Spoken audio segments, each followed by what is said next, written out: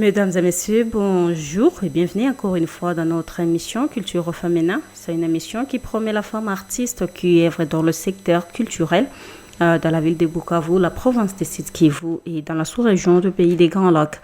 Dans cette émission, nous sommes dans la promotion de la femme qui œuvre dans le secteur culturel et qui veut vraiment avoir plusieurs choses, des choses qui sont merveilleuses à travers l'art, à travers la culture.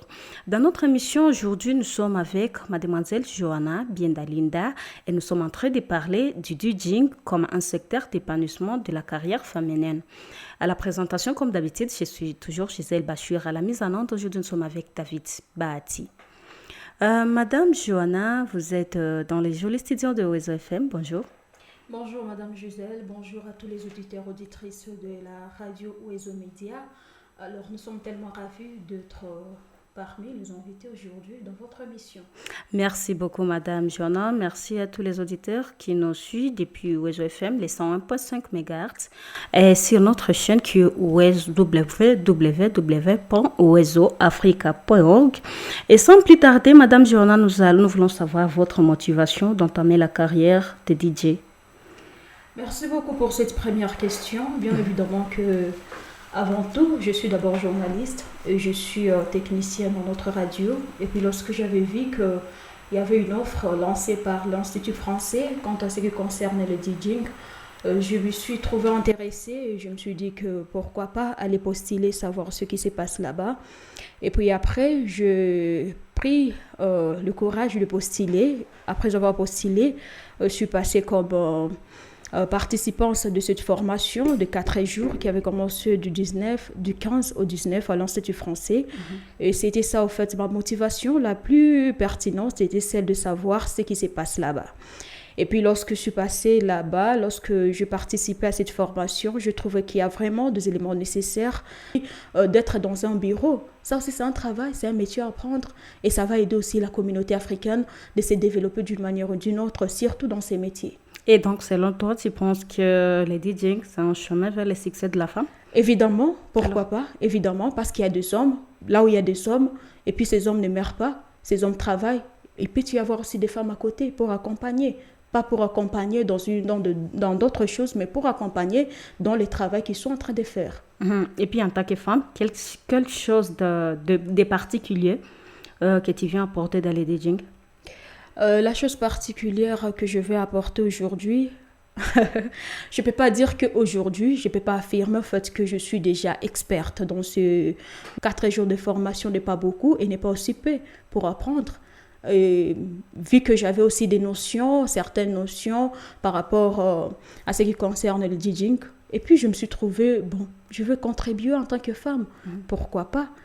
Quant à ce qui concerne lorsqu'il y aura des festivals, lorsqu'il y aura, même si jusqu'à présent, à toute occasion, il y a une testuma que tu n'as fanya il est quasi, mais si une fois l'opportunité se présente, je pense très bien que la province du Sud Kivu actuellement peut avoir des femmes qui vont représenter notre province dans ces métiers de DJing. Le DJing existe depuis longtemps. Et puis, il n'y avait pas de femmes. Actuellement, on est en train de voir que ça évolue avec la représentativité des femmes qui vient de se constater par rapport à votre cas, par exemple. Alors, on voulait savoir, il y a une innovation que les femmes veulent apporter dans ce métier? Je vais d'abord rentrer un peu en arrière, vu que vous avez dit que ça existe depuis longtemps. Bien sûr, ça existe depuis longtemps. Et même l'informateur nous avait dit que ça existe depuis longtemps. Mais il n'y avait pas l'absence des femmes seulement, c'était pas collectif, l'absence n'était pas collective au fait, mais c'était particulière ici au Sud Kivu, parce que selon eux qui voyagent un peu trop, nous a dit que l'absence des femmes c'est juste ici à la province du Sud Kivu et du Nord Kivu. Mais lorsque nous partons dans d'autres pays, les pays étrangers, il y a des femmes qui jouent qui font ces métiers. Mais ici, au Sud Kivu et au Nord Kivu, parce qu'ils ont trouvé cette absence lorsqu'il y avait un événement où on avait demandé qu'il y ait des femmes qui vont jouer au mixeur. Et puis, curieusement, il n'y avait pas de femmes au Sud Kivu et au Nord Kivu. Ils ont fait recours aux pays voisins pour avoir des femmes qui vont faire ces travaux.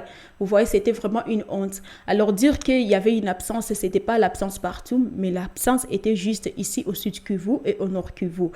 Bon, mais par rapport à ce que vous avez dit que ça va épanouir, bien évidemment que la province sera vraiment épanouie dans ce métier parce qu'il y a plusieurs femmes journalistes. Avant, je peux dire qu'il n'y avait pas de femmes journalistes, mais aujourd'hui, même si les femmes journalistes existaient, mais il y avait toujours une discrimination. Mais aujourd'hui, nous pouvons dire que dans la province du Sud Kivu, nous pouvons trouver aussi des femmes, des jeunes filles qui vont jouer au mixeur, qui vont faire ces métiers, tout comme les hommes. Merci beaucoup, mademoiselle Joanna. Mesdames et messieurs, nous sommes toujours dans notre émission Culture au féminin qui vise la promotion de la femme artiste qui œuvre dans la ville de Bukavu, à la République démocratique du Congo et puis aussi de Kivu, dans la sous-région du pays des Grands Lacs. Aujourd'hui, nous sommes avec mademoiselle Joanna qui nous parle du DJing comme un secteur d'épanouissement de la femme. Mademoiselle Joanna, on voulait savoir comment vous pensez travailler pour vous adapter dans ce métier qui a plusieurs défis et qui est majoritairement masculin? Bien évidemment, merci pour cette question. Je savais très bien que ça ne peut pas manquer. Pour m'adapter, vu que après la formation, je trouvais qu'il y a plusieurs sortes de DJing. Okay. Tu peux être DJ dans des événements, même à l'église, tu peux pratiquer ça. Ça dépend de là où tu vas te localiser. Tu peux te localiser à l'église, tu peux être la DJ à l'église, tu peux être DJ dans une boîte de nuit. Ça dépend de la manière où tu vas te localiser. Alors moi, personnellement, je me suis focalisée d'être DJ actuellement dans des événements, au fait, dans des festivals, partout, mais pas dans des boîtes de nuit. Alors pour celles-là qui veulent se focaliser dans des boîtes de nuit, pourquoi pas les faire? C'est pas facile et c'est pas aussi difficile parce que qui l'amour touche, chacun sait ce qu'il est parti chercher. Si tu sais que je suis partie dans tel métier pour chercher telle chose, tu en auras. Alors, ça dépendra aussi de l'éducation de quelqu'un. Vu qu'il y a plusieurs défis dans tous les travaux que nous faisons ici dans ces mondes, il y a toujours des défis. Lorsqu'on avait nommé Madame Souminois, on avait dit qu'il y a des défis. Bien sûr qu'elle passe dans plusieurs défis, mais elle sait comment surmonter ces défis pour qu'elle rende son travail pertinent. Alors toi aussi, on peut même te négliger que tu es DJ, vraiment c'est pas facile, c'est pas bon pour la femme, mais pour toi, si tu veux, tu peux bien faire ce travail sans pour autant te heurter dans plusieurs difficultés. Bien sûr qu'il y a plusieurs difficultés, surtout lorsque nos formateurs nous expliquaient, nous disaient que surtout il y a plusieurs difficultés quant à ce qui concerne les DJ qui travaillent dans des boîtes de nuit. Parce que tu es obligé de rentrer à la maison tard et de sortir très tôt. Rentrer tard à la maison, il faut avoir certains dispositifs pour rentrer à la maison. Alors si tu trouves que tu n'as pas, par exemple, un véhicule, tu vas rester là où tu étais, dans une boîte de nuit, c'est là où tu vas dormir. Et puis dormir là-bas, tes parents, la communauté, tes amis vont toujours croire que si tu dors là-bas, donc tu es avec les hommes. Au moment où c'est pas ça. Donc, dans tout travail, moi je vais dire que kunakuwa katuma défi. Alors pour surmonter ces défis, il faut toujours être focalisé sur une chose. Il faut être focalisé sur une chose. Avant, lorsque j'apprenais le métier de journalisme, les gens disaient que non, les femmes journalistes il y a vraiment certaines choses que les gens mettent des accents aigus, si je peux le dire, les gens mettent sur le journaliste et les femmes surtout. Mais aujourd'hui, je suis journaliste. S'il y en a qu'à ce que les gens disent. Pourquoi? Parce que je me suis focalisée sur une chose. Si tu es femme, tu veux apprendre ces métiers, tu veux pratiquer ces métiers, ou sur quoi il ne faut pas avoir la peur de le faire, mais il faut avoir surtout l'éducation. Il faut t'éduquer, il faut faire l'auto-éducation, et puis tu t'éduques, je pars là-bas pour chercher l'argent. Si tu as des enfants, tu te dis, je pars là-bas pour chercher l'argent afin que je puisse subvenir aux besoins de mes enfants. Mais pas pour aller là-bas chercher des hommes. Si tu veux aller chercher des hommes, tu en auras. Si tu veux aller chercher l'argent, tu en auras. Si tu veux aller chercher quelque chose, tu vas te focaliser sur une chose et tu vas avoir un bon résultat quant à ce qui concerne ce métier qui est un peu difficile, mais pour moi, maintenant, c'est facile. En retournant un peu en arrière, mademoiselle Johanna, tu as dit que c'est un chemin pour l'épanouissement de la femme. Et c'est très normal parce que la femme a des atouts, la femme a des capacités qui peuvent permettre à ce qu'elle fasse de DJing son travail. Alors, je voudrais savoir, je suis une femme mariée, j'ai un bébé par exemple d'1 mois ou d'1 semaine. Et je suis censée à travailler dans une boîte de nuit pour gagner mon pain quotidien. Comment je peux m'investir, comment je peux faire pour m'adapter. Étant donné que j'ai une famille et je dois d'abord préparer ma famille, là je vois les enfants, les maris et tout, et puis j'ai un bébé de 5 mois, ou soit j'ai une grossesse qui est à terme. Comment je peux m'en sortir par rapport au travail de DJing? Bon, tout comme on travaille, vous êtes journaliste de spa. Vous venez ici chaque jour de 8h à 17h, 18h. Vous organisez très bien pour faire votre travail. Avant d'évoluer, je dirais que dans le journalisme, par exemple, dans notre organisation, il y a en tout cas des faveurs qui sont femmes qui sont en train d'allaiter. Les femmes allaitantes ont des faveurs, ne sont pas là disons de 8h à 19h à 20h. Bon, je suis encore en cours de ma réponse. D'accord. Je suis encore en cours de ma réponse. Oui. Alors, vous travaillez, non? Alors, lorsque vous atteignez au moins 9 mois, 8 mois, on donne un congé. Pourquoi pas dans ces métiers aussi, on peut donner un congé à cette femme. Et puis, on s'organise. Il y a des femmes mariées qui s'organisent de venir au travail de 8h à 18h, voire même 19h, et puis rentrer à la maison, prendre bien soin de sa famille. Et puis, si tu sais que tu travailles la nuit, tu peux rester à la maison pendant toute la journée. Tu restes et tu fais ton travail. Et puis, la nuit, si tu sais que je quitte à la maison à 20h, il faut bien nourrir tes enfants. Si tu es une femme allaitante, bien, et puis tu laisses ton bébé, bon, à une semaine, je ne peux pas dire qu'à une semaine, parce qu'il n'y a pas une femme mariée ou bien un homme marié qui peut accepter que sa femme laisse un enfant à une semaine pour aller. Bon, il y a aussi un congé dans ces métiers. C'est ce qu'on nous avait dit. Il y a un congé dans ces métiers qui est respecté comme toute autre organisation. Donc, si c'est 3 mois, on va partir qu'à 3 mois. Mais si c'est à une semaine ou bien si c'est à 3 mois, tu sais bien t'organiser. Un bébé de 3 mois peut rester à la maison seul pendant la nuit et venir à 5h, 6h, 7h. Tu regardes ton bébé, tu prends bien soin de ton bébé et puis tu fais encore ton travail. La UNICEF ne va pas te supporter comme ça. Bien sûr, l'UNICEF ne peut pas te supporter, mais en cas de force majeure, on le fait toujours. On le fait toujours. Il y a de ces femmes-là. Moi, j'ai un exemple d'une femme qui avait laissé son bébé à 2 semaines de naissance. Et puis, elle est partie en Europe dans une formation. Pourquoi pas? Lorsque nous disons que nous sommes des femmes battantes, quelle est cette signification de femme battante? Une femme battante n'est pas seulement là pour s'asseoir, non. Une femme battante, c'est se sacrifier. Lorsque tu sais bien te sacrifier pour ne pas léser un autre endroit, bon, là, tu peux te rassurer que tu es une femme battante. Je sais bien bon nombre de femmes qui le font sans pour autant tenir compte de l'UNICEF ou quoi. Bien sûr que l'UNICEF peut te sanctionner, mais en cas de force majeure, vu que notre pays est en état de crise économique, nous pouvons le faire. En bonne et due forme, mais aussi de tenir compte de tous les critères possibles. Si tu es une femme mariée, tiens compte de tes enfants et de ton mari.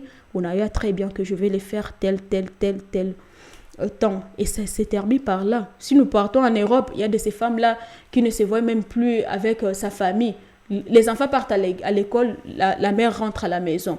La mère part au travail, le mari rentre à la maison. Mais et puis, il y a de ces gens-là qui se posent la question, comment est-ce que Ababatu Anazalak? Mais il y a une organisation. Dans la vie, si tu ne sais pas t'organiser, tu auras toujours des problèmes et tu vas commencer à te lamenter à chaque moment, au moment où il y a des métiers que tu peux apprendre et qui peuvent te procurer de l'argent facilement.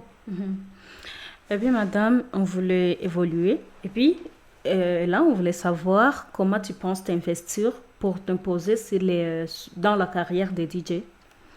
Bon, penser m'investir, c'est bien. Mais pour le moment, je sais très bien que ça serait un peu difficile pour qu'une maison, il faut bâtir comme ça confiance, pour qu'une maison te donne la confiance de faire bien ton travail. Mon boîte de nuit, mon nini. Même si ce n'est pas dans une boîte de nuit, à mon événement Fulani, lorsqu'on voit, c'est une femme qui est là-bas. Non. Beaucoup de gens ne font pas confiance aux femmes. Atakwambia, non, une femme là-bas, non. Nous sommes toujours habitués de voir les hommes là-bas. Bon, toi, Angalia, peut-être qu'il y a tabiwez. Alors, il faut d'abord, pour le moment, je cherche d'abord à me vendre, en fait, dans des maisons, et puis après, dans des organisations, et puis après, je veux voir comment m'investir à fond dans ce métier. Mais jusque-là, je ne peux pas vous rassurer que il y a quelque chose que je veux faire, il y a quelque chose que je veux faire qui peut rassurer à Wezo FM, mais aussi à Wezo Initiative que Dakouae, Kabisa Dakouae, non. Et puis, par quelle stratégie tu penses te vendre à des maisons ou bien des boîtes de nuit, des partenaires qui peuvent t'embaucher? On se vend à travers la chose qu'on fait. Ah oui. Je peux le faire en premier lieu, je peux le faire bénévolat. Mademoiselle, vous avez participé à une formation à l'Institut français avec plusieurs DJ femmes qui aimeraient, bien sûr, aider vos stratégies pour aussi décoller sur le secteur des DJing. Alors, on voulait savoir au moins quelques stratégies que vous pensez adopter pour vous faire connaître d'abord et puis vous imposer sur les marchés des DJing. Comment tu penses les faire? Pour me faire connaître, tel que j'avais proposé en premier lieu, je vais d'abord me baser, je vais créer de connaissances avec d'autres personnes qui le font déjà avant. Et puis après avoir créé cette connaissance, je vais commencer à me perfectionner avec ces personnes parce que j'ai déjà des contacts.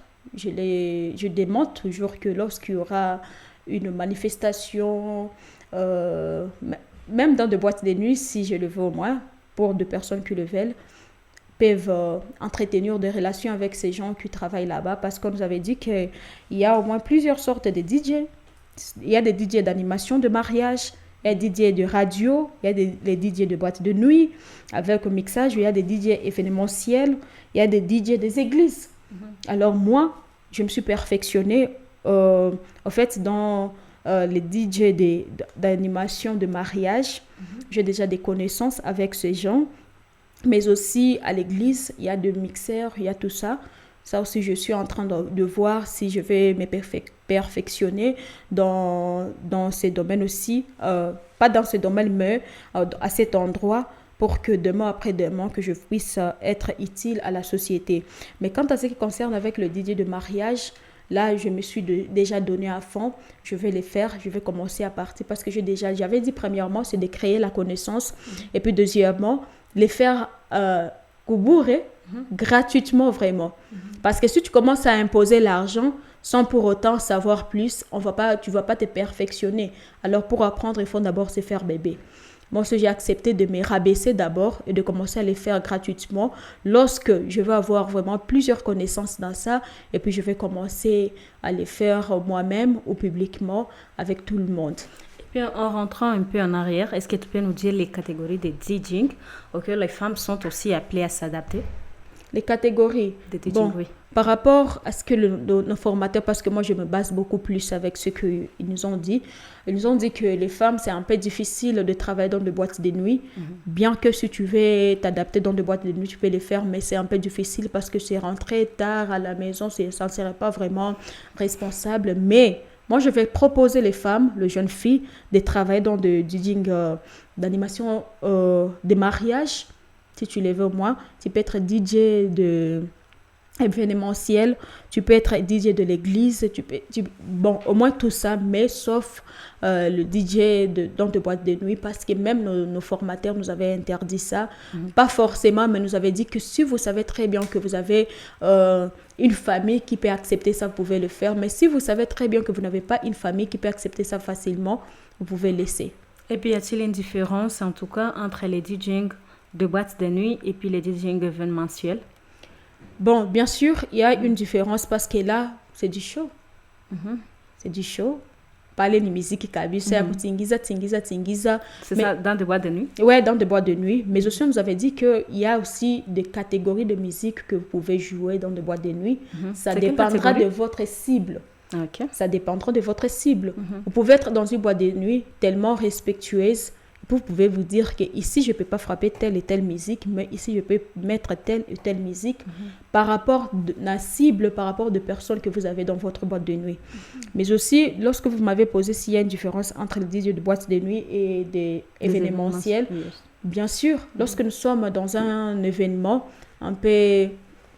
lorsque nous sommes en fait dans un événement, là, nous mettons de musique en fonction de ce que l'organisation nous a demandé. Par exemple, si je suis dans un événement de Wezo Initiative, je ne peux pas commencer à mettre certaines musiques qui cadrent avec l'église. Et s'il arrivait des fois que l'organisation n'a rien prévu comme musique? S'il arrivait des fois que l'organisation n'a rien prévu comme musique, là, on nous a enseigné que vous pouvez voir, étudier votre environnement, regarder très bien quel genre de personnes qui sont ici. C'est un événement de l'église, c'est un événement de jeunes, c'est un événement de grands, c'est un événement de mamans. Parce que là où il y a des mamans, vous avez des catégories de musique que vous allez mettre. Là où il y a de jeunes filles, vous avez des catégories de musique que vous allez mettre. Si ce sont de jeunes filles chrétiennes, on a musique et notati. Si ce sont de jeunes filles, je ne peux pas dire païennes, mais il y a aussi des catégories de musique ou des. Ça dépend des événements et ça dépend de votre cible que vous allez organiser une musique que vous allez mettre. Et puis, quelles sont les normes qu'il doit respecter un DJ? Il y a plusieurs normes. Premièrement, on nous avait dit qu'il faut respecter d'abord votre cible. Okay. Deuxièmement, il faut respecter ce que l'organisation ou bien la maison veut. Comme dans des radios, on dit ligne éditoriale. Voilà. Si la maison a telle ligne éditoriale, vous allez mettre aussi tel genre de musique. Okay. Et puis, troisièmement, on nous avait dit qu'il ne faut pas commencer à mettre de musique, on attire musique en fonction de ce que vous voulez. Non, il faut mettre la musique en fonction des gens que tu vois là-bas. On attire musique. Quatrièmement, tu ne peux pas mettre la musique après 2 secondes parce qu'il y a le DJ et puis il y a aussi le MC. Quand tu mets la musique et puis directement le MC parle dans une musique, non. Tu peux parler au début de la musique et puis à la fin de la musique. Et puis, tu ne peux pas mettre une musique jusqu'à la fin, non. Tu dois mettre une musique, que ce soit le mixage ou pas, mais tu dois mettre une musique. Après 1 minute 30, tu enlèves la musique, tu mets une autre musique pour que vous ferez chez Batoubout. Et puis, cinquièmement, nous avait dit que par rapport à ces métiers, il y a des exigences, il y a de ces gens-là qui veulent s'imposer, qui viennent te dire que non. Lorsque Gisèle Bachir arrive, tu commences à dire non, Gisèle Bachir, non, celle-là me donne vraiment l'argent, je dois commencer à mettre la musique. Si Gisèle est fan de Fally Ipupa, directement dans sa musique, elle Fally Ipupa du début à la fin, non. Il faut mélanger les musiques pour satisfaire tout le monde. Et puis, il y a plusieurs exigences qu'on nous avait dit, mais je ne sais pas si vous avez le temps de commencer à citer tous ces... DJ Joanna, merci quand même, merci pour ces réponses qui sont en tout cas si édifiantes. Mais aussi, on voulait savoir qu'est-ce que tu peux dire par rapport aux effets. Il y a les DJ en tout cas qui, entre guillemets, exagèrent avec les effets. Et dans le métier du DJing, est-ce que vraiment c'est une faute ou bien c'est très normal pour vous? Ouais, c'est une grave erreur. D'ailleurs, on nous avait dit ça, c'est une grave erreur. Malheureusement, j'ai oublié lorsque vous m'avez posé la question précédente. C'est une grave erreur. Pourquoi? Parce qu'on nous avait dit que dans une musique, pendant 5 minutes, tu peux mettre des effets une seule fois. Okay. Si tu exagères, c'est 2 fois. Mais aujourd'hui, lorsque les DJ manquent quoi faire, quoi mettre, Palais, il est là. D'ailleurs, ce sont parmi les interdits. Tu es là, tu es au travail. Les DJ aussi, c'est un travail. Tu es là, tu es DJ au travail. Tu ne sais pas, ta tête est là. Tu as déjà ta bouteille de la bière. Tu bois, tu es déjà ivre. Là, tu vas commencer seulement à te focaliser dans des effets pour distraire les gens. Au moment où c'est pas bon. On nous avait dit vraiment que c'est pas bon. C'est pas bon. Et bien, moi-même aussi, lorsque je suis dans un événement, lorsque je vois ça, et d'ailleurs, j'étais la personne qui avait posé cette question. C'est quoi ça? Les DJ nous dérangent. Musique, il n'a pas le papa. Et puis, ils nous ont dit que c'est pas bien. C'est pas bien. Ce sont parmi les interdits dans ces métiers. Lorsque vous mettez la musique, c'est après 5 minutes que vous pouvez mettre les effets. Après 5 minutes que vous pouvez encore mettre les effets. Mais mettre les effets à tout moment, ça ne rend pas joli le travail et ça vous montre que vous êtes vraiment un amateur. Mhm. Et pour clôturer notre émission d'aujourd'hui, on voulait savoir ce que tu prétends devenir à travers le mixage de musique. Ton avenir, tes perspectives d'avenir dans le DJing. Ouais, je sais très bien comment ça va très bien. Je suis tellement... Et d'ailleurs, vous êtes la personne qui me dit souvent qu'on ne perd rien lorsqu'on apprend. Et lorsqu'on apprend, on doit mettre en marché ce que nous avons appris. C'est ça, je crois. Oui, ne pas perdre Et le puis, temps. pour ne pas perdre le temps. Oui. Et puis, il y a des découragements qui sont venus après cette formation. Mais moi, je vais rassurer à travers cette radio, la radio Oizo Média, que ne pensez pas que c'était pour rien. Je vais les faire, je vais les pratiquer. Et je vais vraiment me perfectionner dans ces métiers pour que demain, après-demain, que je sois une femme qui va vous représenter, qui va représenter au fait la République démocratique du Congo dans des pays étrangers par rapport à ces métiers. Vraiment, je suis focalisée et déterminée de le faire avec amour pour que demain ou après-demain, je le répète encore, que je représente la République démocratique du Congo. Parce que très souvent, les gens me disent que tu veux être en avant. Ça, je vous rassure vraiment, je vais être en avant et j'aimerais que je sois la première femme qui sera sur la toile par rapport à ces métiers. Félicitations et courage pour cette Merci détermination, beaucoup. Johanna. Et puis, au finish, on voulait savoir ce que tu penses des connotations ou des mauvaises images qui sont faites à la femme artiste. Comment tu vas t'en prendre pour continuer dans la détermination que tu viens de promettre aux auditeurs de Oizo? Bien évidemment, je l'ai dit au fait depuis le début de cette émission qu'il y a toujours de ces moments-là qu'il y aura des insultes, il y aura des mots déplacés quant à ce que tu seras en train de faire, mais mets les paroles de gens derrière ton dos et puis toi avance. Si tu veux être pauvre dans ces mondes, mets les paroles des gens devant toi, tu seras pauvre. Mais si tu veux t'épanouir, mets les paroles des gens derrière parce que la société est là pour parler et toi tu es là pour agir. Tu n'es pas là pour te focaliser sur les mots et les phrases que les gens vont prononcer sur ton travail. Non, que tu sois où, il faut faire ton travail. Alors, ce que vous m'avez posé comme question, ce que je veux faire, Oui. pour mettre à côté les mauvaises images. Les mauvaises images. Artistes. J'avais dit que il y a l'auto-éducation. Dans toute chose que nous faisons, il y a l'auto-éducation. L'auto-éducation, je vais le faire comment? Je vais m'éduquer. Je sais très bien ce que je suis à partir faire. Je vous ai dit que je suis là. Je vais lutter pour être demain la première femme qui va vous représenter au niveau national et international. Alors, tel que je suis là, même si le temps nous presse, je vais juste dire que je vais avancer, quels que soient vos mots, quelles que soient vos phrases, quels que soient les slogans que vous allez mettre sur mon visage. Je vais ici et nous voulons encore une autre invitation à la prochaine. Merci, Johanna. Mesdames et messieurs, nous sommes à la fin de l'émission Culture au féminin. Aujourd'hui, nous avons été avec DJ JBL, Johanna Linda Bienda, une femme DJ de la ville de Bukavu, et nous avons parlé du DJing comme un secteur d'épanouissement de la femme artiste. Merci pour votre fidélité. Au revoir.